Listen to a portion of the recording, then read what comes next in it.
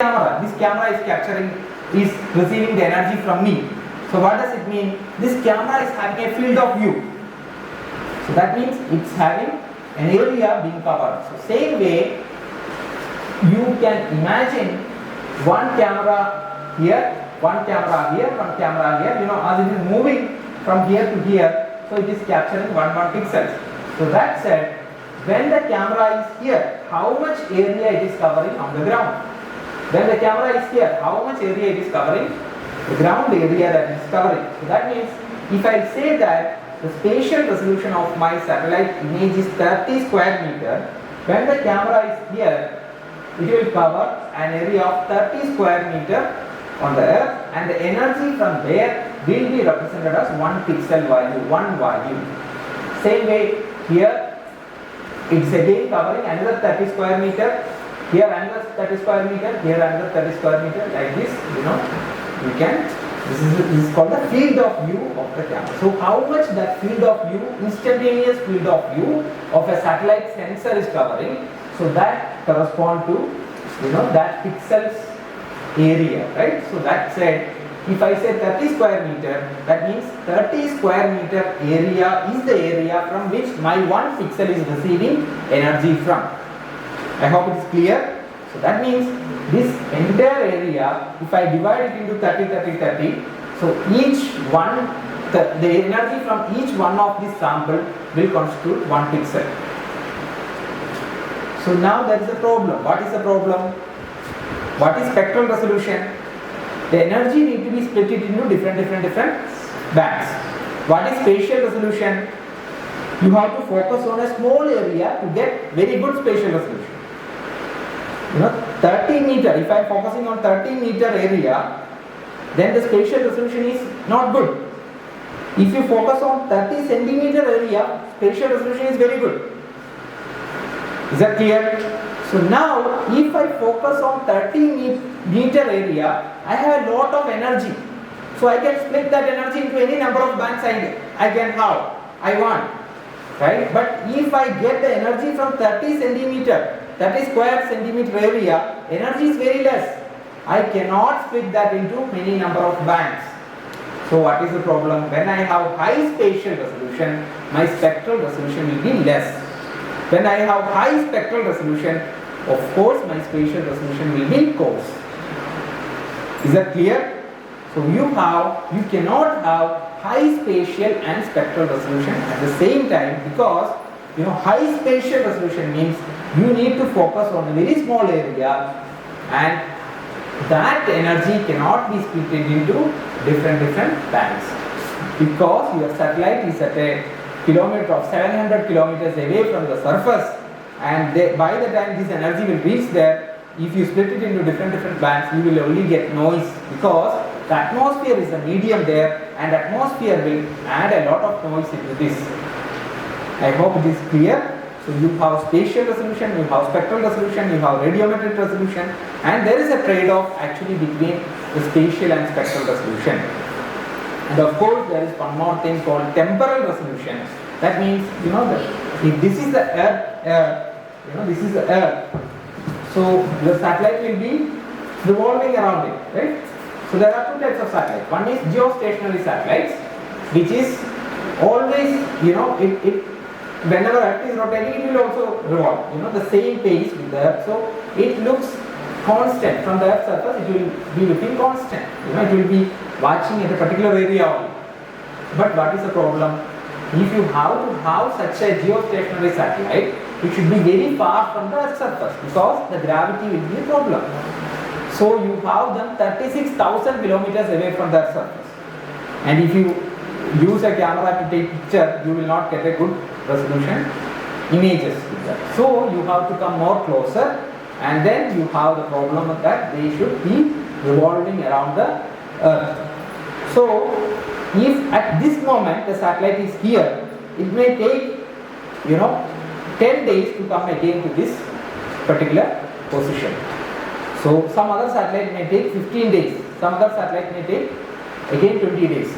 I think most of you may have watched this movie Paramanu. There is one Hindi movie on what's that movie exact name I forgot. but on this Pokhran Paramanu, right? The movie name. So it was on Pokhran, our nuclear test. So what was shown in the movie is that whenever satellite is coming again to that location, they will all put everything in place, so that there will not be any difference. The person who is, why it is possible? Because the satellite is not geostationary. If it is always looking at that particular place, you cannot fool people. But if it is again coming back to the same position again, so you can say that they will only check in that time interval. That said, same thing is for the crops also. If you want to monitor your crops, what is the problem? You cannot monitor them every time because the satellite is not there. See, it will come now. If its temporal resolution is 16 days, it will come back to that place only after 16 days. So these are some of the problems, and there is one more problem associated with this remote sensing images. See, all of you know that if you have only three bands, you can give red. The grayscale image captured by the red camera can be fed to the red gun, the other one to the blue, other one to the green. So you have one-to-one matching. But what if I have 10 bands? What if I have 4 bands? Red, green, blue and NIR, near infrared. So now the satellite is having 4 bands, but you can only give 3 bands at a time. So if you are giving red to red, green to green and blue to blue, it's called true color composite, because it's like a natural image. I hope all of you understood what I am saying. But if suppose you have an NIR band also, then usually what people will do is green they will give to red, green they will give to blue, red to this green and NIR to red. Then you will get an image like this.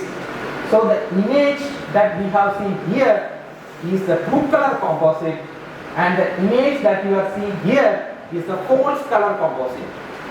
Why it's false color composite? Because red is not assigned to red, green is not assigned to green and blue is not assigned to blue, because we had one more band. We want to accommodate that we could do only by eliminating one of these red, green and blue. So we eliminated blue in this assignment. You can see we eliminated blue. We only have green, red and NIR. So why we eliminated blue? Because blue suffers a lot of scattering, and so it's better that we go with green, red. And why you have assigned NIR to red? Our eyes are very sensitive to red color. So most of the applications in remote sensing are for agriculture related applications. So you want to better focus on agriculture, and NIR is being heavily reflected by the agriculture.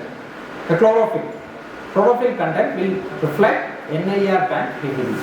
So that means NIR band is highly reflected by your chlorophyll, and since NIR is very sensitive to chlorophyll, you want to observe vegetation more, you usually assign NIR. This is not a mandate requirement. Based on what you want to observe, you can change these assignments. It's up to you.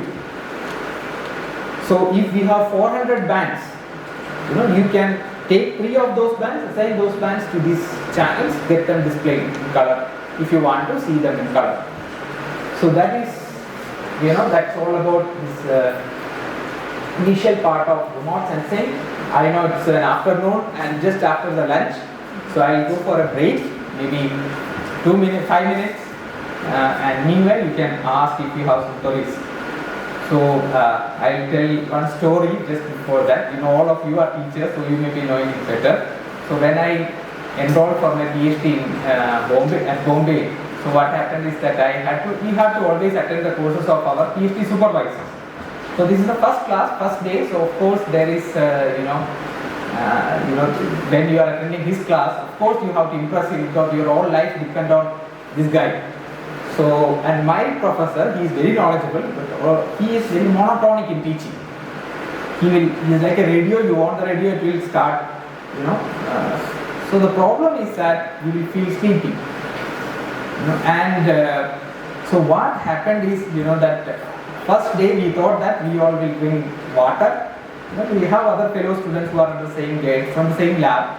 So we started bringing water and drinking whenever we were feeling sleepy. This is the first step. Then our brain is very good in learning and adapting. So next day I am drinking water and sleeping. So then I thought, okay, this will not work now. So next what I did is I started pinching myself. Yeah. Next day I am pinching and sleeping. So sleep is something which we cannot stop.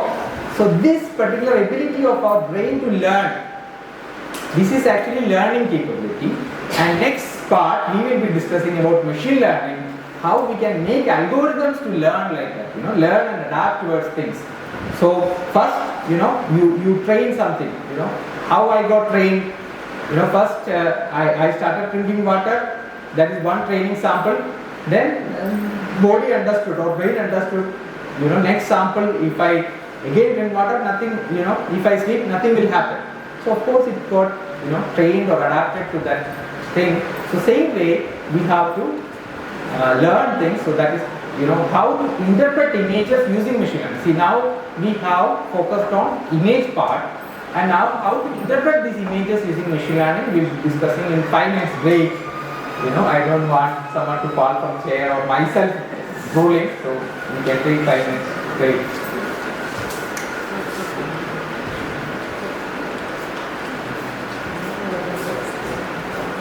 Yeah, you can go out and take break.